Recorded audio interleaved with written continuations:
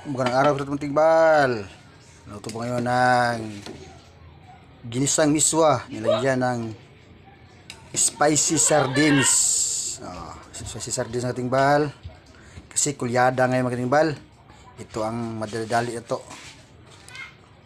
Ng pang-ulam mga tigbal. Ginisang miswa. Ginisa ito sa sibuyas, bawang at saka sibuyas dahunan. Kumukulo na mga tigbal. Sakto sa malamig na panahon. Tapos ako itong tinimplahan ng timbal. Lagyan ito ng magic sarap, bitchin at saka asin. Siguro mga 30 seconds. Luto na ito. Ginisang miswa with spicy sardines toppings. Sakto sa malamig na panahon. Timbal. Daming sibuyas dahon ng timbal.